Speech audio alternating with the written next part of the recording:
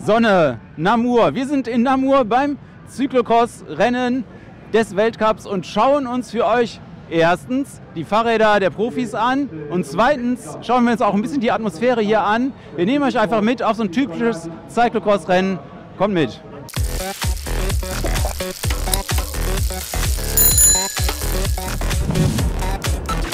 Ja, und wenn ihr euch fragt, was ist eigentlich so ein typisches Cyclocross-Rennen?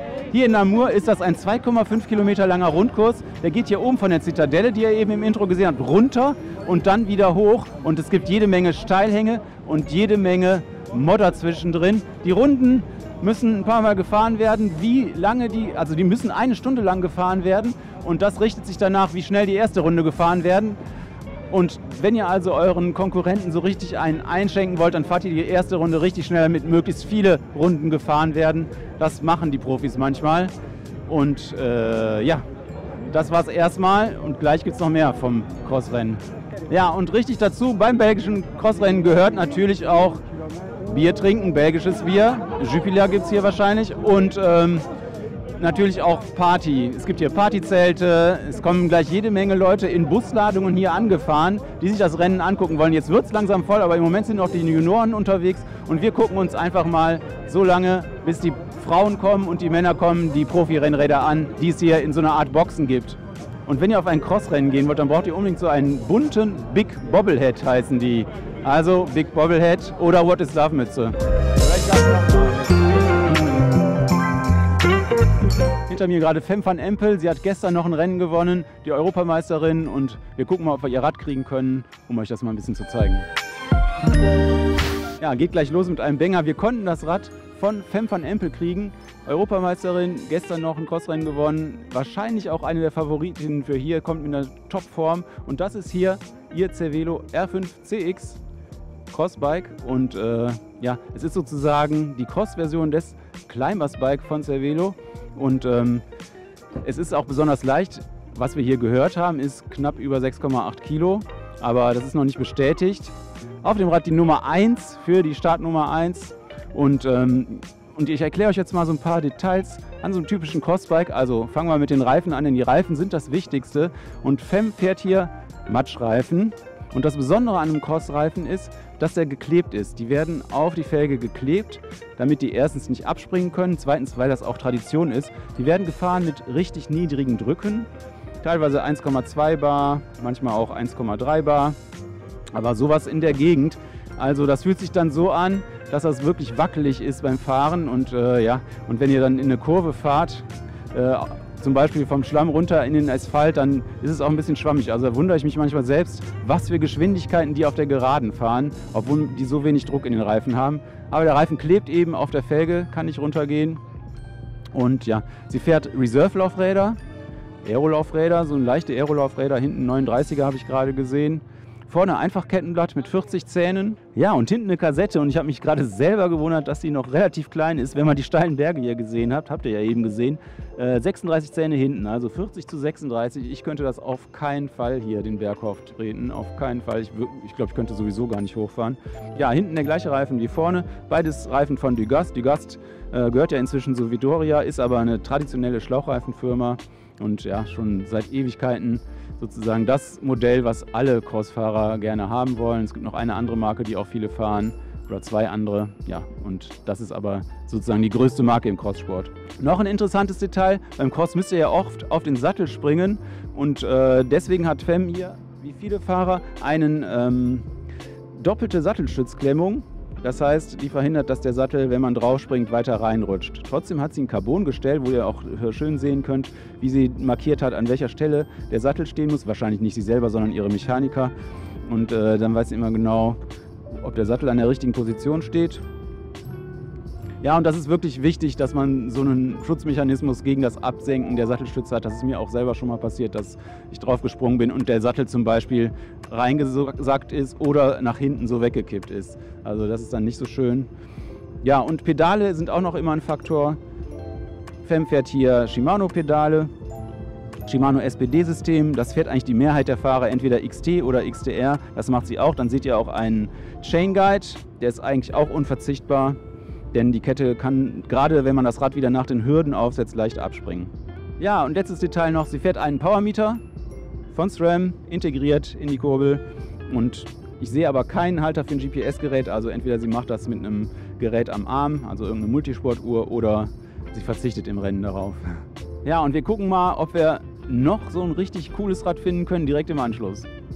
Ja, und hier könnt ihr noch mal so einen kleinen Blick in so einen typischen Triemtruck werfen. Da seht ihr mal, wie viele Laufradsätze eine Fahrerin braucht, um so eine Saison zu bestreiten. Also mindestens 2 bis 3 verschiedene Reifen, also eigentlich eher 3 Reifentypen braucht man. Und dann für jeden Reifentyp 2 Laufradsätze, denn einen für das normale Wettbewerbsrad und einen für das Ersatzrad und vielleicht noch einen als Ersatz.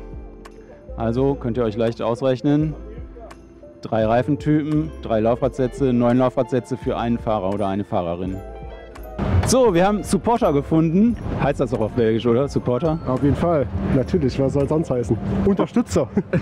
Und ihr habt eine Donkey Cross Jacke an. Das heißt, ich kenne das Rennen. Ist das euer Rennen? Genau, das ist unser Rennen. Wir sind Veranstalter von dem Cyclocross-Rennen in Schmidt und auch seit Jahren immer mit Marcel unterwegs, unterstützen ihn, wo es geht, als Fans. Und so auch heute. Ja, und hinter uns steht der Camper von Marcel Meisen und wir gucken mal, ob wir sein Rad auch porträtieren können. Ich bin jetzt hier mit René. Er ist der Mechaniker von Lars van der Haar. Eine Frage, wie heißt Schlamm auf Belgisch? Modder, mud. And what do you do against the mud on the bike? We clean it with much water, very much water, and a brush. And I've heard sometimes you put something like oil on the bike. Some teams do it. Yes, wax oil we put on it, and that's enough for one race. So we don't have to put any oil during the race. Some do it, but we don't need it. So you also put wax on the chain? Yes, only on the chain, and that's enough. It dries within half an hour. And then it protects the chain good. Which wax do you use? This one.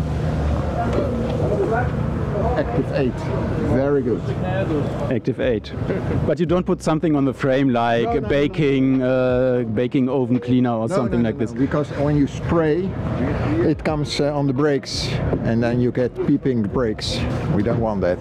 And about the gearing, what gearing does Lars ride now? 33-10. Because he's a light rider. It's a light rider, and 44 at the front, and sometimes 42 at the front, but only on 2 races. And now it's 44 on this race. Now it's 44 in this race, yes. Das ist ziemlich verrückt, 44,33 als leichtester Gang bei diesen Steigungen. Vielleicht läuft er viel, wir werden es später im Rennen sehen. Ja, und Lars fährt das Trek Boon in der leichtesten Version, die sie haben. Und das wiegt so ungefähr 7,8 Kilo in dieser Ausstattung, wie es hier steht. Natürlich auch mit Schlauchreifen, natürlich auch mit Matschreifen. Von Dugast wieder, seht ihr es. Bontrager, Aeolus, RSL 37 Laufräder, also auch so ein Semi-Aero-Profil, sage ich mal. Er hat es eben schon gesagt, die Übersetzung crazy. Hinten, das ist eine Besonderheit beim Trek Boon, hat es dieses ISO-Speed-System, das heißt, der komplette Sitzrohrbereich kann hier federn. Dadurch gibt es mehr Komfort im Sattel. Das funktioniert auch wirklich, haben wir schon mehrfach in Tests erfahren können. Ja, und ich denke, es ist ein Vorteil bei so bumpy, bei so Schlagloch übersäten Crossstrecken. Und er fährt eine Red-Gruppe, klassische, keine Explorer, sondern die normale Road-Gruppe mit Einfachkettenblatt vorne, 44 Zähne, wie wir eben gehört haben. Das Rad von Lars van der Haar, mir gefällt's. So, und jetzt kommt eine ganz wichtige Sache beim Cross, ihr hört das Geräusch, der Bosch-Kompressor läuft. Übrigens, alle haben hier eigentlich diesen Bosch-Kompressor und der Reifendruck ist super wichtig beim Cross und Lars startet jetzt sein Recon auf dieser Runde mit einem 30 mm Reifen vorne mit 1,4 Bar. Also er hat gestern zum ersten Mal ausprobiert, 30 mm Reifen zu fahren, sagte mir der Mechaniker gerade. Und ja, 30 mm Reifen vorne und dafür ein bisschen mehr Druck, einfach weil es hier auch viele Steine im Weg gibt.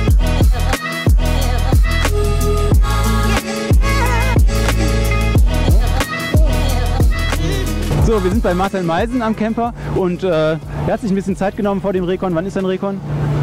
Ich glaube, wir haben jetzt 12 Uhr, also so 40 Minuten sind es noch. Und ich glaube, das Juniorenrennen startet jetzt und danach können wir auf die Strecke. Ja, und er wird uns ein bisschen zu seinem Rad erzählen. Gewicht hat er mir gerade schon verraten, 7,3 Kilo. Canyon Inflight, richtig? Genau. Ja, schön dünn lackiert, damit wir da kein Gewicht verlieren, sagen wir mal so, oder keinen Dazugewinn. Ja, das Canyon Inflight ist ja an sich bekannt, aber wie gesagt mit einer speziellen Lackierung haben wir uns was ausgedacht. Du warst ja schon mehrmals Deutscher Meister. Wie oft warst du schon Deutscher Meister? Deswegen auch die Lackierung?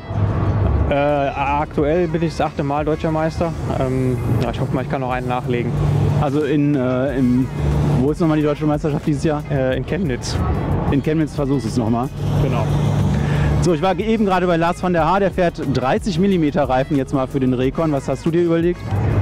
Ich habe ausschließlich 33 mm Reifen. Ja, es wird einfach zu viel, wenn du da zu viel Breiten, und ich glaube nicht, dass es einen großen Unterschied gibt. Welche Übersetzung fährst du? Monokettenblätter 46 und normalerweise komme ich immer mit 11,30 dann hin. Aber jetzt für Namur haben wir mal 34er Grenze drauf gemacht. Für den Notfall gucken, wie die Beine heute sind. Vielleicht brauche ich ihn, vielleicht nicht. Ja, also ich habe auch schon mal Leute gesehen, die spezielle Sattelstützklemmungen haben, damit die Sattelstütze nicht reinrutscht. Das brauchst du nicht. Nee, da hatten wir eigentlich keine Probleme. Das ist alles relativ Standard. Wie viele verschiedene Cyclocross-Räder bist du eigentlich in deiner Karriere schon gefahren? Also eigentlich hält sich, also verschiedene Räder natürlich viele. Verschiedene Marken hält sich eigentlich noch im Rahmen. Wenn ich jetzt mal meine Elite-Zeit rechne, dann waren es eigentlich, glaube ich, nur 4 verschiedene Marken.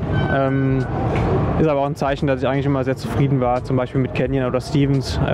Sehr gute Räder, und da kann man nichts verkehrt machen. Was würdest du sagen, ist das Besondere an dem Rad? Außer der Lackierung? Der Lackierung, nee. Ja, das Besondere, ja, ist ein Weltmeisterrad, ne? Mathieu ist darauf Weltmeister geworden, schon einige Male. Und ich bin auch immer gut damit zurechtgekommen. Ist natürlich auch mal ein bisschen eine persönliche Sache. Aber ich bin immer gut zurechtgekommen, und ja, für mich ist das super. Und was findest du am dürfsten und was findest du am besten hier im Kurs in Namur? Am besten, also es ist ein Rennen, was mir sehr gut liegt, wo ich immer gut gefahren bin, wo ich immer gerne hinkomme. Also hier ist auch immer so ein bisschen diesiges Wetter, schlecht, ein bisschen matschig. Leider kein Regen heute, aber ja, der Schräghang liegt mir sehr gut. Auch die Anstiege bin ich immer gern gefahren oder komme ich immer gut zurecht. Es ist einfach ein schweres Rennen. Was ein bisschen blöd ist, ja, wenn da nur Kleinigkeiten, es gibt ja jedes Jahr so ein bisschen Änderungen, ne? Hier und da kommt mal eine Schikane dazu, das finde ich immer ein bisschen unnötig, aber an sich ist es ein sehr cooles Rennen, ja. Also du findest das cool mit den Steigungen, ich habe mir die eben angeguckt, also ich glaube, da können gar nicht viele Leute überhaupt hochfahren, oder? Ja, ich habe sie noch nicht angeguckt, aber ja klar, hier gibt es auch ein paar Stellen, die zu laufen sind. Aber ich habe sowieso immer lieber die schwereren Strecken als jetzt ein flacheres, leichteres Rennen. Ja, danke dir. Alles viel Erfolg. Danke. So, nochmal 3 schnelle Fakten zum Inflight. Und zwar hat es natürlich auch einen Kettenfänger. Besonderheit ist vielleicht die SRM-Kurbel. Marcel wird von SRM anscheinend gesponsert. Die haben nicht mehr viele Profis. Früher war es ja mal sozusagen der Goldstandard an Profi-Rennrädern, aber jetzt hier sehen wir noch nicht so viele davon. Dura-Ace-Schaltung. 1x12 Gänge, Übersetzung hat Marcel ja eben schon selber gesagt. Ich finde das Canyon Cockpit ziemlich gelungen für Cross, und ja, damit genug von diesem deutschen Meisterrad, und wir gehen weiter.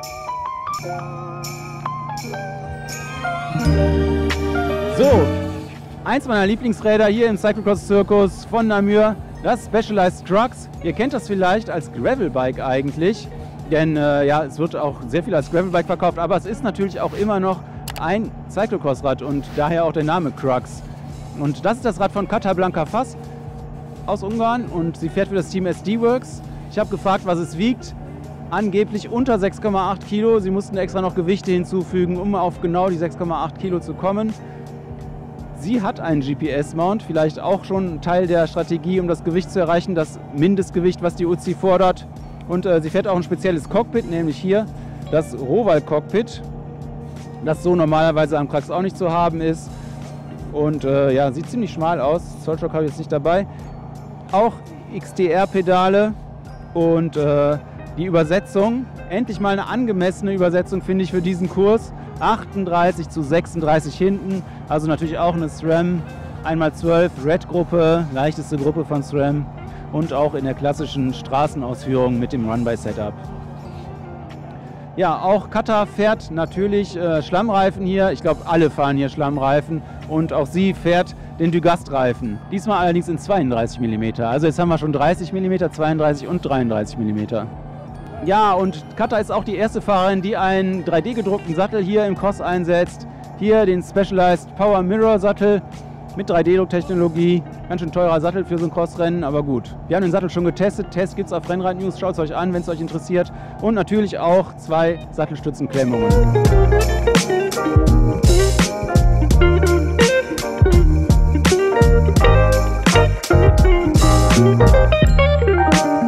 Ja, wir sind jetzt beim Team Desart. Das ist das Team, seitdem in dieser Saison auch zum ersten Mal wieder Ton Arz im Cyclocross zurückgekehrt ist. Also einer der Top-Fahrer auch auf diesem Cannondale Super 6 Evo CX unterwegs. Das Rad ist eigentlich schon ein alter Bekannter im Cyclocross und ja, schon einige Jahre dabei.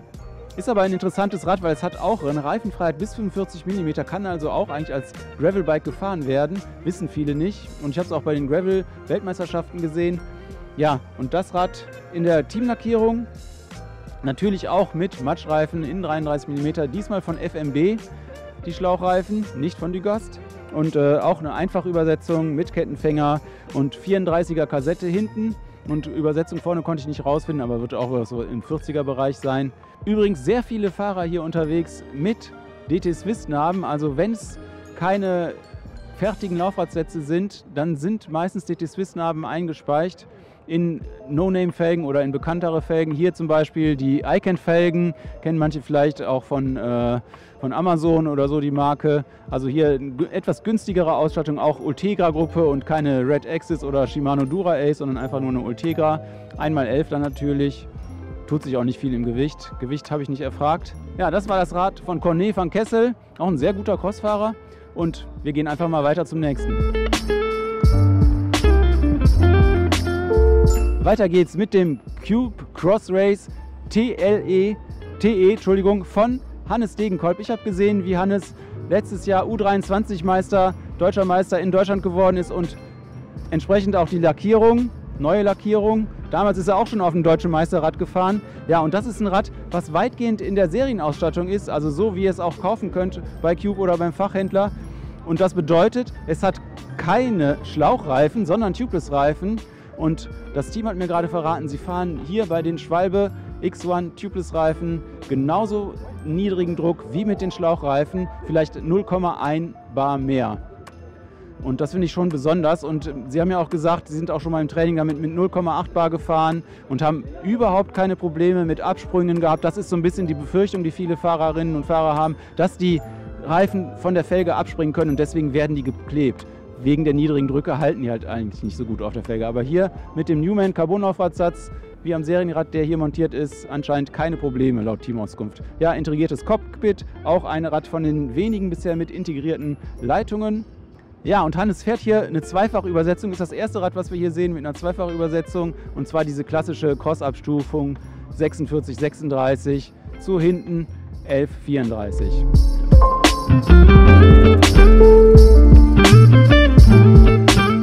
Das Rad von Lisa Brandau vor mir, die deutsche Meisterin im Cross, in Rade deutsche Meisterin geworden. Und sie fährt dieses Jahr noch ihre letzte Cross-Saison, meinte sie. Sie wollte eigentlich schon aufhören, aber sie ist ganz gut platziert. 39. Position in der Weltrangliste und deswegen darf sie ein bisschen weiter vorne starten, was beim Cross immer ein Vorteil ist. Sie meinte aber auch gerade, sie ist eine schlechte Starterin. Gut, wir werden sehen, was passiert. Ihr Rad jedenfalls von einem Karlsruher Hersteller oder Händler, Recon, relativ unbekannte Marke. Und ihr Rad ist aber natürlich sehr crossspezifisch ausgestattet, zum Beispiel vorne mit dem Single-Kettenblatt von Allogear und hinten einer Mountainbike-Kassette aus der XT-Gruppe mit einem entsprechenden GRX Gravel-Schaltwerk, also auch für richtig leichte Gänge am Berg. Auch sie fährt hier lieber leichte Gänge an diesen steilen Anstiegen. Ja, und dann finde ich bemerkenswert, sie hat Duke-Felgen, also richtig leichte Felgen auch Schlauchreifen hier aufgeklebt und ansonsten natürlich auch eine spannende Lackierung. Und nochmal sie selbst auf dem Oberrohr auch zu sehen als Motivation für ihr Rennen. Ja, und Lisa hat eigentlich immer diese Orangetöne in ihrer Lackierung. Also schon zum ersten Mal, als ich sie in Hogerheide gesehen habe, hatte sie ein Rad mit orangen Farbakzenten. Setzt sich hier auch fort und sie fährt auch keine SPD-Pedalen, sondern eben keine Shimano SPD-Pedalen, sondern Crank Brothers Pedale. Vor mir steht das Rad von Francesca Baroni und sie hat einen Ridley X-Knight SL, also das leichteste Ridley X-Knight. Ridley X-Knight ist ein ganz altes Cyclocross-Rad, hat Lisa Brandau übrigens auch schon mal gefahren und ja, Man sagte mir, dass es 6,7 Kilo wiegt, also Sie müssen auch Gewichte reintun, um auf die 6,8 Kilo zu tun. Ist allerdings auch keine große Rahmenhöhe. Hier auch ein einfaches Setup mit Kettenfänger. Eine Besonderheit ist die Kurbel, nämlich eine 3T-Kurbel. Torno heißt die und ja, eine super leichte Carbonkurbel.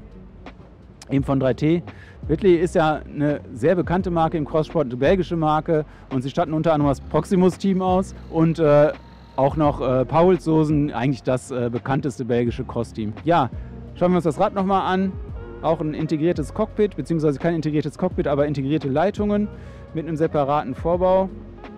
Und hier mal eine Gravel-Gruppe am Start, Shimano GRX, keine Straßengruppe wie bei den anderen Bikes, sondern eine Gravel-Gruppe und auch eine entsprechende leichtere Übersetzung. Sie nutzt das Spektrum, was die bietet, nicht ganz aus. Das ist eine L34-Kassette und auch eine 40er Kurbel. Interessantes Rad, schöne Lackierung und wir gehen weiter zum nächsten. Die Kercher laufen auf Hochtouren. Ich hoffe, ihr könnt mich trotzdem verstehen. Und das ist das Rad von Eli Iserbyt, dem belgischen Meister, wie unschwer zu erkennen ist an der Lackierung und auch an der recht kleinen Rahmengröße.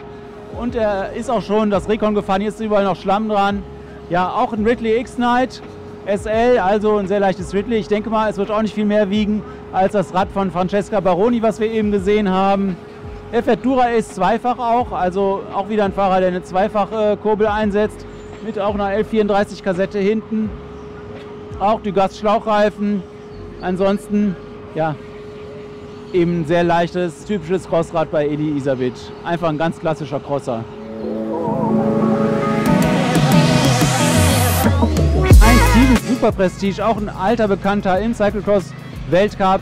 Das Rad ist auch schon sehr lange hier unterwegs und das ist das Rad von Joran Verschure und er ist ja auch ein ziemlich guter Fahrer in letzter Zeit, fährt öfter mal unter die Top 10.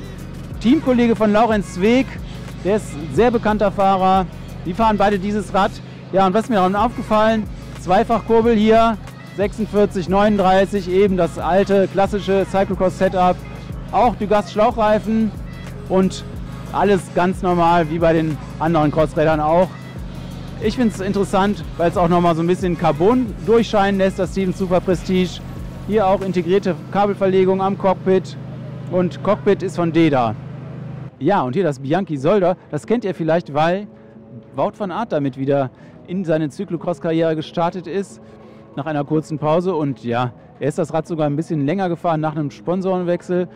Das Rad gehört allerdings einem unbekannteren Fahrer, viel unbekannteren Fahrer. Und da seht ihr mal an dem Rad, wie die sich so ein bisschen durchkrebsen müssen, denn er hat einfach verschiedene Laufradsätze vorne und hinten, einen wilden Mix aus Ultegra-Teilen und RX-Schaltwerk. Trotzdem Leichtbau bei den Felgen und natürlich, hier sieht man es auch wieder, die Reifenwahl extrem wichtig. Schlammreifen dran, Schlauchreifen dran, die sind gesetzt im Crosssport. Und was mir auch noch aufgefallen ist an dem Rad, ist diese Wahnsinnsüberhöhung. Ihr seht, wie hoch der Sattel im Vergleich zum Lenker ist. Ich würde das mal auf 20 cm tippen. Ja, das Solder nach wie vor im Programm von Bianchi, auch eins der klassischen Crossbikes.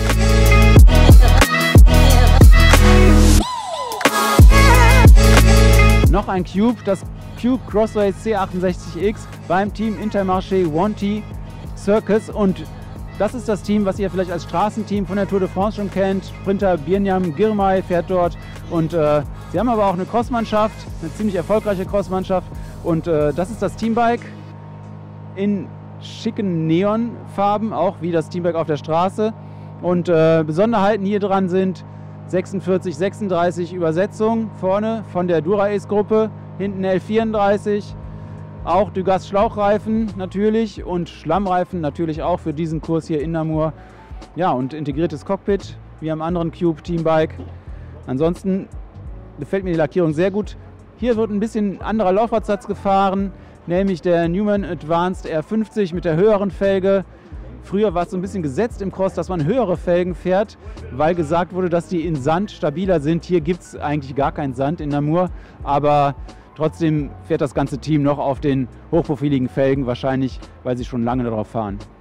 Ja, und dann haben wir gerade noch mit dem Mechaniker gesprochen. Hier, das Rad fährt Kevin Kuhn, dessen Rad wir eben gesehen haben, eigentlich bei den meisten Rennen, außer wenn es so matschig ist wie hier. Und das sind Schwalbe X1R Crossreifen und ein Tubeless-Reifen. Also er fährt eigentlich die meiste Zeit Tubeless und nicht Schlauchreifen. Ja, und natürlich braucht er für die Tubeless-Reifen auch einen anderen Laufradsatz und nämlich hier den Newman SL Advanced XR35 und das ist ein super leichter Laufradsatz mit Carbonspeichen.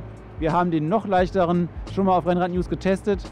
Ja, und er fährt auch mit Insert, anders als das Heizomat-Team, was wir eben gesehen haben, fahren die Jungs hier von Intermarché mit Insert von Cashcore.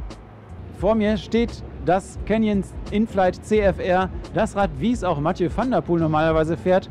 Er selbst erst nächste Woche in Sonnhofen am Start, aber hier das Rad von Thibaut Del Grosso.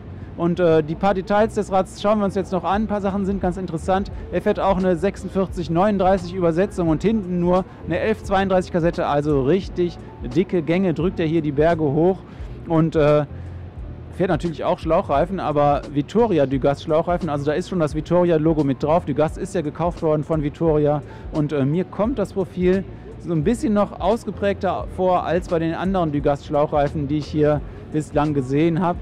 Also eine spannende Sache. Dann sind die montiert auf Dura Ace C50 Laufrädern, also Shimano Laufrädern, das Team von Shimano gesponsert. Und ja, ansonsten gefällt mir die Farbe von diesem Rad sehr gut. Erinnert mich so ein bisschen an dieses alpine Metallic, was es mal gab. Und das hat hier aber noch so einen leichten violetten Schimmer, während hier schon die Kapelle für das Männerrennen anrückt, scheint es mir. Und das geht gleich los. Mehr ist mir an dem Rad nicht aufgefallen und wir gehen mal weiter und schauen, was wir noch finden. Ja, hier seht ihr mal, wie so ein Rad aussieht, wenn die Laufräder raus sind und das Laufrad habe ich hier in der Hand. Auch Schlammreifen von Dugast drauf und SIP 303 Firecrest draufgeklebt.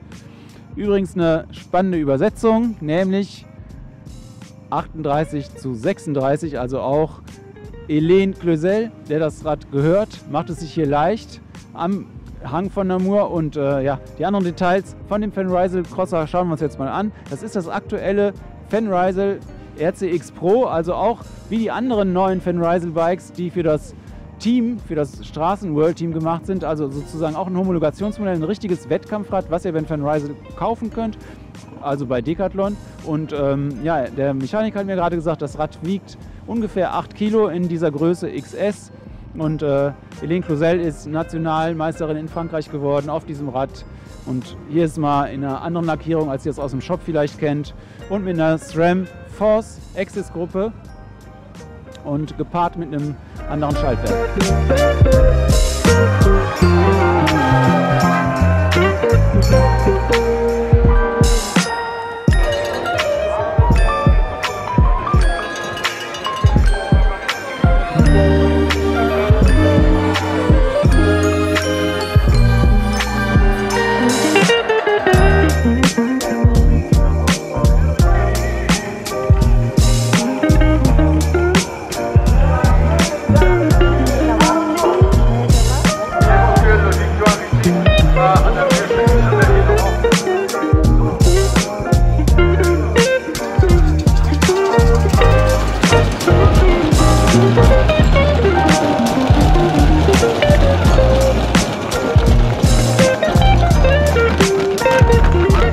Das waren unsere Highlights aus Namur. Ich esse eine Pommes. Wenn euch das Video gefallen hat, lasst mir gerne einen Daumen da, abonniert unseren Kanal. Es gibt noch einen Artikel auf Rennrad News mit ein bisschen mehr Details, aber ihr habt schon echt alles gesehen. Und wenn ihr selber mal zum Crossrennen gehen wollt, das kostet 25 € Eintritt. Nächste Station ist Sonnhofen, schaut rein.